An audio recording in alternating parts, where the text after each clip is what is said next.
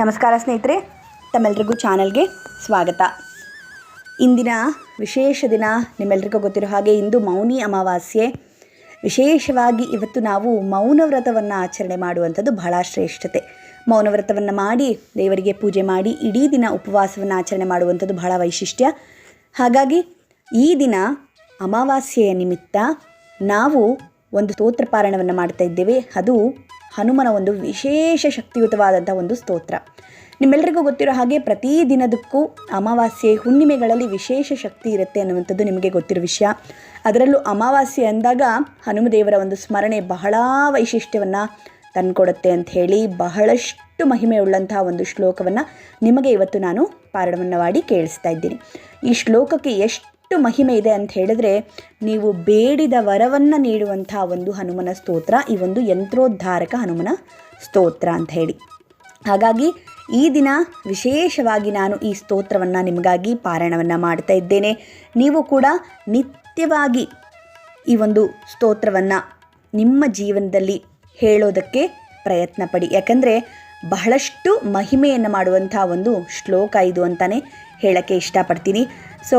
ಈ ಶ್ಲೋಕವನ್ನು ನಿತ್ಯವಾಗಿ ಪಾರಾಯಣ ಮಾಡುವಂಥವರಿಗೆ ಬೇಡಿದ ಫಲಗಳನ್ನು ಹನುಮ ನೀಡ್ತಾನೆ ಅನ್ನುವಂಥದ್ದು ಈ ಒಂದು ಶ್ಲೋಕದ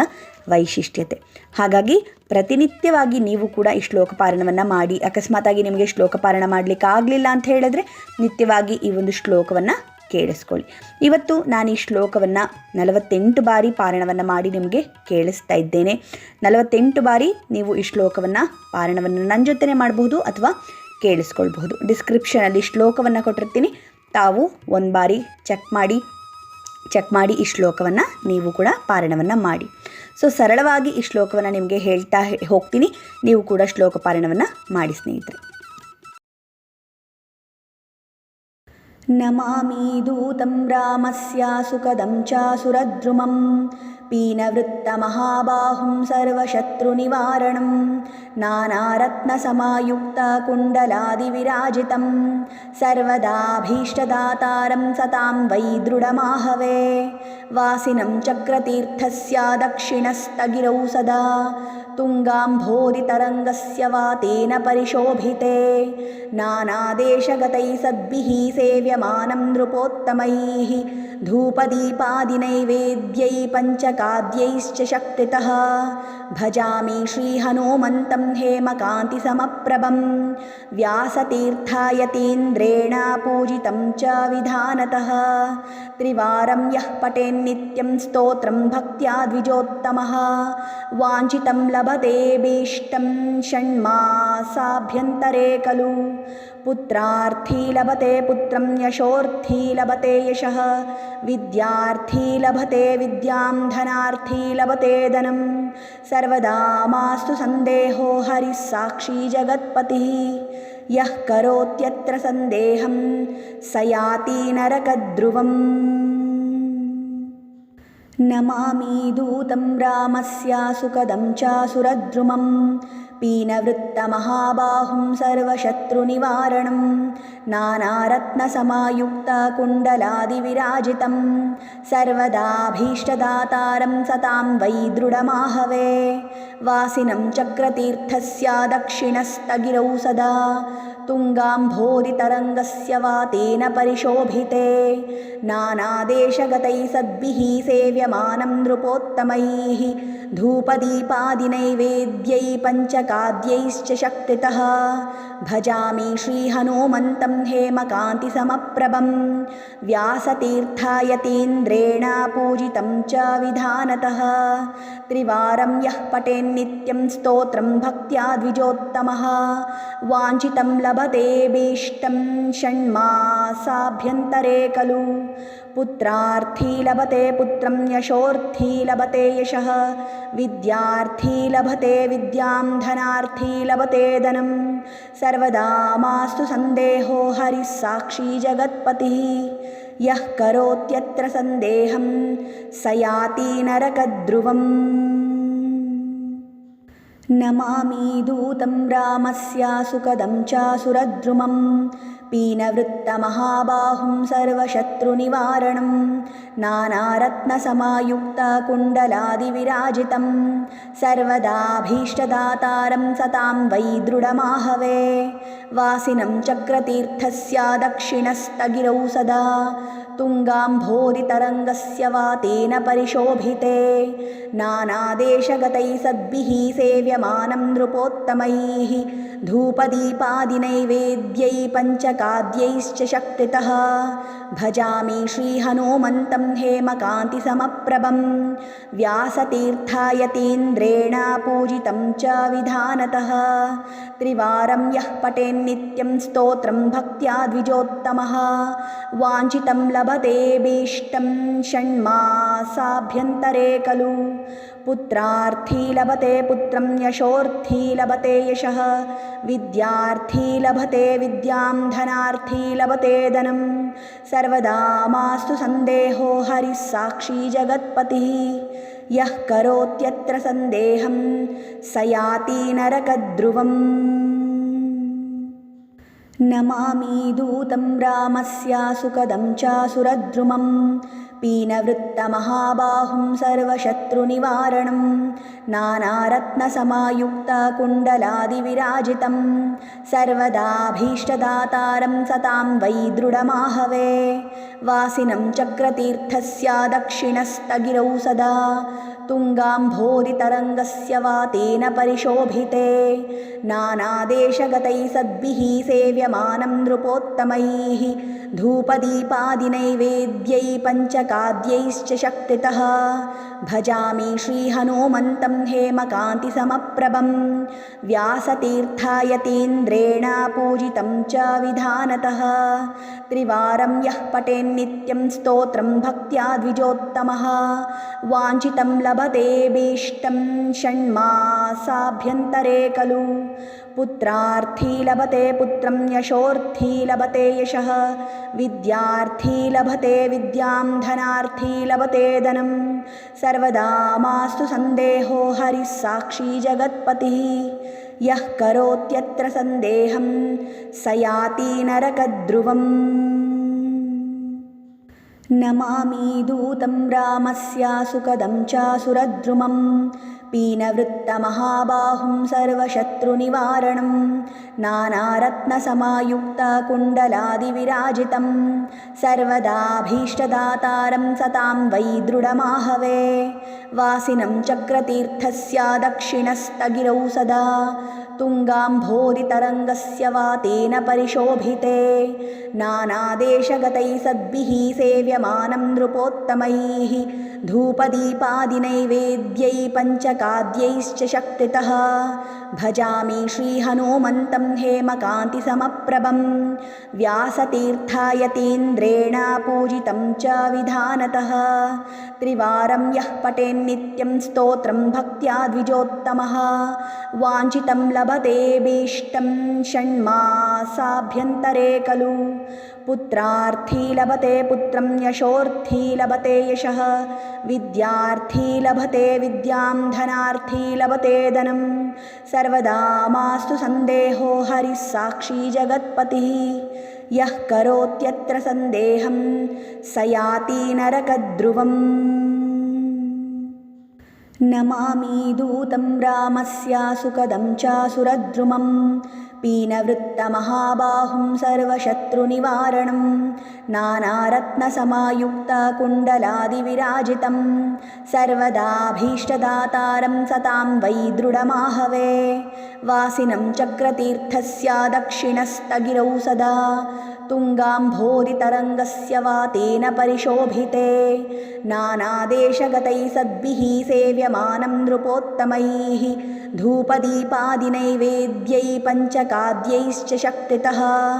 भजामि श्रीहनुमन्तं हेमकान्तिसमप्रभं व्यासतीर्थायतीन्द्रेण पूजितं च विधानतः त्रिवारं यः पठेन्नित्यं स्तोत्रं भक्त्या द्विजोत्तमः वाञ्छितं लभतेऽभीष्टं षण्मासाभ्यन्तरे खलु पुत्रार्थी लभते पुत्रं यशोर्थी लभते यशः विद्यार्थी लभते विद्यां धनार्थी लभते धनं सर्वदा मास्तु सन्देहो हरिः साक्षी जगत्पतिः यः करोत्यत्र सन्देहं स याति नरकद्रुवम् नमामि दूतं रामस्य सुखदं च सुरद्रुमं पीनवृत्तमहाबाहुं सर्वशत्रुनिवारणं नानारत्नसमायुक्तकुण्डलादिविराजितं सर्वदाभीष्टदातारं सतां वै दृढमाहवे वासिनं चक्रतीर्थस्य दक्षिणस्तगिरौ सदा तुङ्गाम्भोरितरङ्गस्य वातेन परिशोभिते नानादेशगतैः सद्भिः सेव्यमानं नृपोत्तमैः धूपदीपादिनैवेद्यैः पञ्चकाद्यैश्च शक्तितः भजामि श्रीहनुमन्तं हेमकान्तिसमप्रभं व्यासतीर्थायतीन्द्रेण पूजितं च विधानतः त्रिवारं यः पठेन्नित्यं स्तोत्रं भक्त्या द्विजोत्तमः वाञ्छितं लभतेऽभीष्टं षण्मासाभ्यन्तरे खलु पुत्रार्थी लभते पुत्रं यशोर्थी लभते यशः विद्यार्थी लभते विद्यां धनार्थी लभते धनं सर्वदा मास्तु सन्देहो हरिः साक्षी जगत्पतिः यः करोत्यत्र सन्देहं स याति नरकद्रुवम् नमामि दूतं रामस्य सुखदं च सुरद्रुमं पीनवृत्तमहाबाहुं सर्वशत्रुनिवारणं नानारत्नसमायुक्तकुण्डलादिविराजितं सर्वदाभीष्टदातारं सतां वै दृढमाहवे वासिनं चक्रतीर्थस्य दक्षिणस्तगिरौ सदा तुङ्गाम्भोरितरङ्गस्य वातेन परिशोभिते नानादेशगतैः सद्भिः सेव्यमानं नृपोत्तमैः धूपदीपादिनैवेद्यैः पञ्चकाद्यैश्च शक्तितः भजामि श्रीहनुमन्तं हेमकान्तिसमप्रभं व्यासतीर्थायतीन्द्रेण पूजितं च विधानतः त्रिवारं यः पठेन्नित्यं स्तोत्रं भक्त्या द्विजोत्तमः वाञ्छितं लभतेऽभीष्टं षण्मासाभ्यन्तरे खलु पुत्रार्थी लभते पुत्रं यशोर्थी लभते यशः विद्यार्थी लभते विद्यां धनार्थी लभते धनं सर्वदा मास्तु सन्देहो हरिः साक्षी जगत्पतिः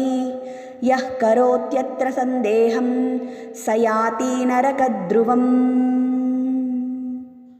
नमामि दूतं रामस्य सुखदं च सुरद्रुमं पीनवृत्तमहाबाहुं सर्वशत्रुनिवारणं नानारत्नसमायुक्तकुण्डलादिविराजितं सर्वदाभीष्टदातारं सतां वै दृढमाहवे वासिनं चक्रतीर्थस्य दक्षिणस्तगिरौ सदा तुङ्गाम्भोरितरङ्गस्य वातेन परिशोभिते नानादेशगतैः सद्भिः सेव्यमानं नृपोत्तमैः धूपदीपादिनैवेद्यैः पञ्चकाद्यैश्च शक्तितः भजामि श्रीहनुमन्तं हेमकान्तिसमप्रभं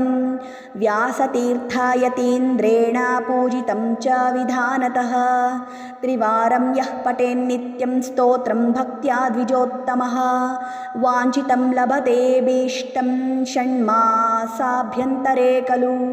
पुत्रार्थी लभते पुत्रं यशोर्थी लभते यशः विद्यार्थी लभते विद्यां धनार्थी लभते धनं सर्वदा मास्तु सन्देहो हरिः साक्षी जगत्पतिः यः करोत्यत्र सन्देहं स याति नरकद्रुवम् नमामि दूतं रामस्य सुखदं च सुरद्रुमं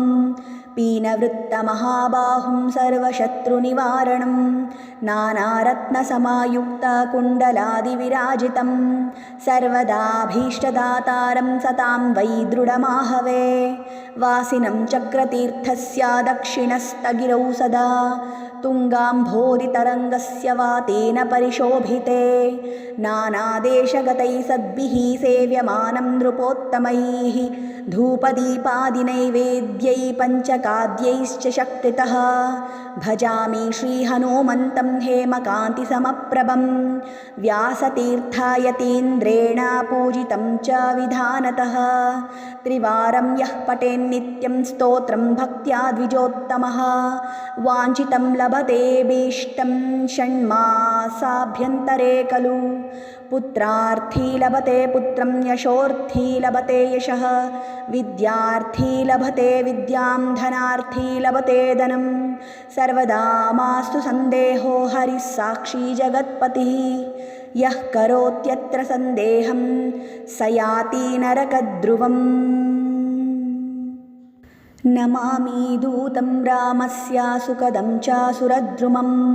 पीनवृत्तमहाबाहुं सर्वशत्रुनिवारणं नानारत्नसमायुक्तकुण्डलादिविराजितं सर्वदाभीष्टदातारं सतां वै दृढमाहवे वासिनं चक्रतीर्थस्य दक्षिणस्तगिरौ सदा तुङ्गाम्भोरितरङ्गस्य वातेन परिशोभिते नानादेशगतैः सद्भिः सेव्यमानं नृपोत्तमैः धूपदीपादिनैवेद्यै पञ्चकाद्यैश्च शक्तितः भजामि श्रीहनुमन्तं हेमकान्तिसमप्रभं व्यासतीर्थायतीन्द्रेण पूजितं च विधानतः त्रिवारं यः पठेन्नित्यं स्तोत्रं भक्त्या द्विजोत्तमः वाञ्छितं लभतेऽभीष्टं षण्मासाभ्यन्तरे खलु पुत्रार्थी लभते पुत्रं यशोर्थी लभते यशः विद्यार्थी लभते विद्यां धनार्थी लभते धनं सर्वदा मास्तु सन्देहो हरिः साक्षी जगत्पतिः यः करोत्यत्र सन्देहं स याति नरकद्रुवम् नमामि दूतं रामस्य सुखदं च सुरद्रुमं पीनवृत्तमहाबाहुं सर्वशत्रुनिवारणं नानारत्नसमायुक्तकुण्डलादिविराजितं सर्वदाभीष्टदातारं सतां वै दृढमाहवे वासिनं चक्रतीर्थस्य दक्षिणस्तगिरौ सदा तुङ्गाम्भोरितरङ्गस्य वातेन परिशोभिते नानादेशगतैः सद्भिः सेव्यमानं नृपोत्तमैः धूपदीपादिनैवेद्यै पञ्चकाद्यैश्च शक्तितः भजामि श्रीहनुमन्तं हेमकान्तिसमप्रभं व्यासतीर्थायतीन्द्रेण पूजितं च विधानतः त्रिवारं यः पठेन्नित्यं स्तोत्रं भक्त्या द्विजोत्तमः वाञ्छितं लभतेऽभीष्टं षण्मासाभ्यन्तरे खलु पुत्रार्थी लभते पुत्रं यशोर्थी लभते यशः विद्यार्थी लभते विद्यां धनार्थी लभते धनं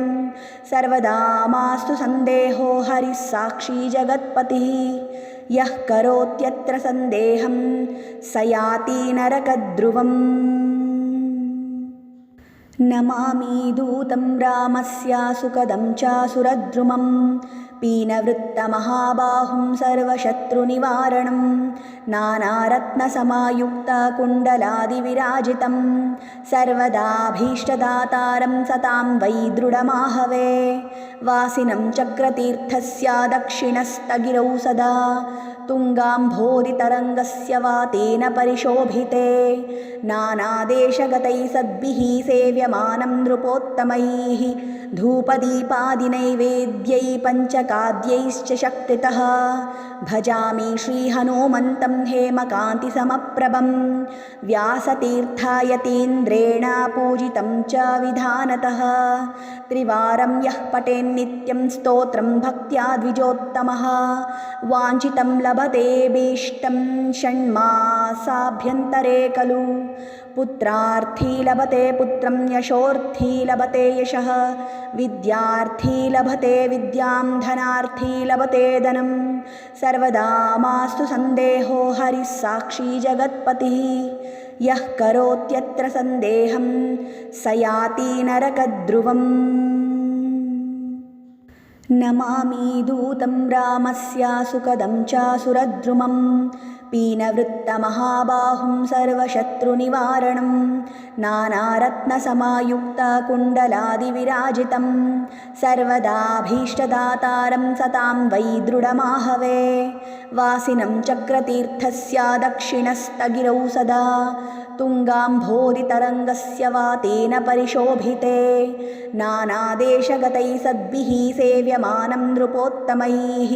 धूपदीपादिनैवेद्यैः पञ्चकाद्यैश्च शक्तितः भजामि श्रीहनुमन्तं हेमकान्तिसमप्रभं व्यासतीर्थायतीन्द्रेण पूजितं च विधानतः त्रिवारं यः पठेन्नित्यं स्तोत्रं भक्त्या द्विजोत्तमः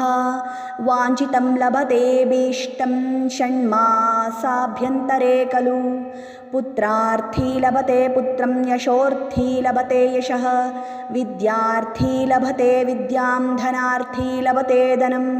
सर्वदा मास्तु सन्देहो हरिः साक्षी जगत्पतिः यः करोत्यत्र सन्देहं स याति नरकद्रुवम् नमामि दूतं रामस्य सुखदं च सुरद्रुमं